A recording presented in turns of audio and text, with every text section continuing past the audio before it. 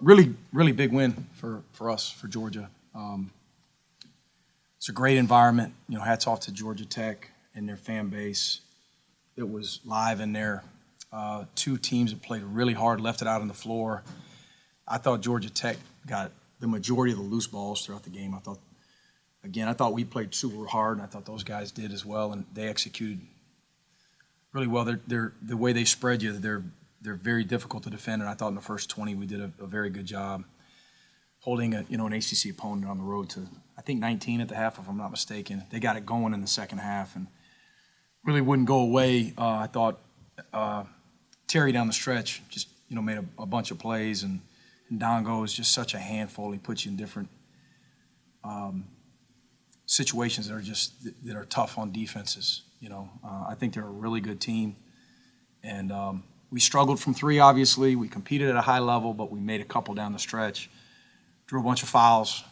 Very, very physical game for both teams, and we converted enough to come in here and steal one. Really big win for us. What did you learn about the team tonight? Yeah, when you can go 3 of 18 from three and have negative assist turnover ratio as a team, 10 to 12, this team has more of a chance to win ugly, especially on the road, maybe more so than the past couple teams. If we continue to grow and improve and respond to this positivity, to this win, we got to get back to work because there's a lot of things. Both teams, I think both teams that we saw today will continue to get better throughout the year. But I love the fight, from our guys. It was a good win. Please raise your hand and get a microphone. Right over here. Mike, you mentioned those struggles from three-point range. You guys start 0 of 14. Asa hits one. Just how big was that shot? And then from there, that was the first of 3 or 4 that you guys hit down that stretch. Asa's 0 for the season. After, and I'm giving information away here to our next few opponents, but he's a good shooter. Like, he shot it well all summer. He shot it really well all fall. We've had inter-squads where he goes 5 of 7 and 6 of 8 from 3, and works on it, lives in the gym, but he's also an 18-year-old who we're asking to do all of these other things and play heavy minutes and block out and close out and switch to guards and physicality on the interior, offensively and defensively. The way that we're playing offensively is pretty unique for him. So he's not maybe spacing as much with lack of physicality as he has for 17, 18 years as he is now. And then his first attempt tonight was a miss, and it wasn't a close miss. So for him to step up the way he did and make that timely shot, didn't even think about it. I think the whole bench thought it was going in. Happy for him, but not surprised by his, the swagger that he showed to take that shot and make it. Coach, earlier there in the second half, had that little, shoving, whatever you want to call it, and had the flagrant foul on RJ. Yeah. But talk about the way you guys got to kept your composure from that, because that seemed like it kind of gave him a little juice when all that stuff happened. Yeah. But y'all kept y'all's composure. Yeah, it definitely got emotional there, for both teams, and you're on the road, hostile environment. Again, I credit the crowd was great. It was loud in there, and they made a great run with the first 10, 12 minutes of the second half, if I'm not mistaken, before we strung together some stops. And they missed some force, of course, that's part of the game. But I thought both teams did a good job of just calming down and settling into offense and defense and the game plan. We've gotten better with that because we've got some emotional guys. Everybody does. You got to compete at a really high level, but you've got to check your emotions and move on to the next play.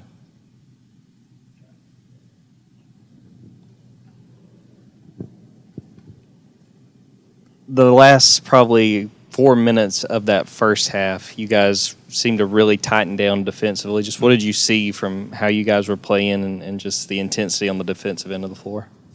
Just not many mistakes. We were pretty sharp. We were in a stance. Our communication was loud and early.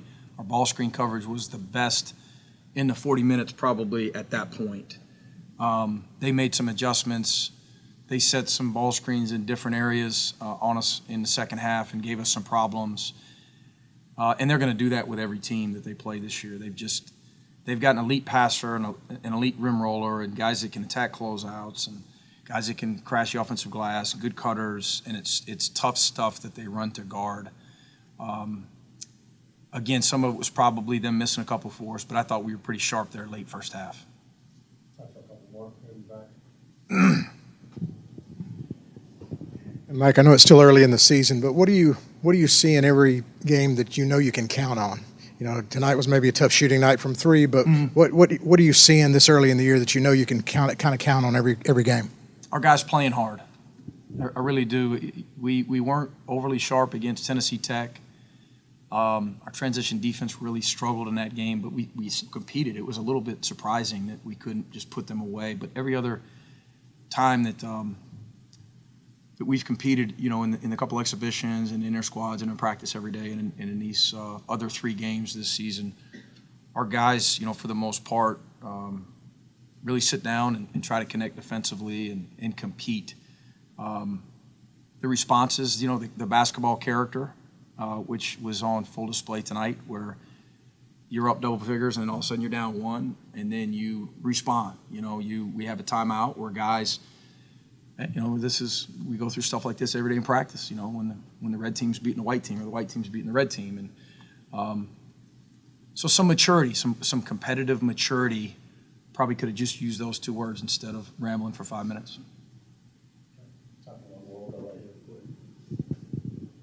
Coach Onasa, one more time, when he did hit that 3-pointer, did it kind of, you think everybody kind of just relaxed a little bit after that shot? I hope so. You know, I hope, because it's so early for all of these teams, you know, us included, of course, where roles are still being defined, somewhat by our guys, somewhat by our staff, somewhat organically, right? And he'll continue to settle in offensively, and he'll continue to get better offensively and defensively, as will other guys. You know, we're late January, late February, we're down 1 on the road. I can't tell you what we're going to be running right now. You know, we're still trying to figure all that out, as are a bunch of other teams. But for the most part, I do like that we're sharing it. Our guys, for the most part, we took a couple ill-advised shots. I want to say late first half. Responded pretty well defensively. A couple quick bad ones, but other than that, I do like the fact that even though we're missing shots, we were sharing it and taking pretty good shots, and Asa will continue to do that.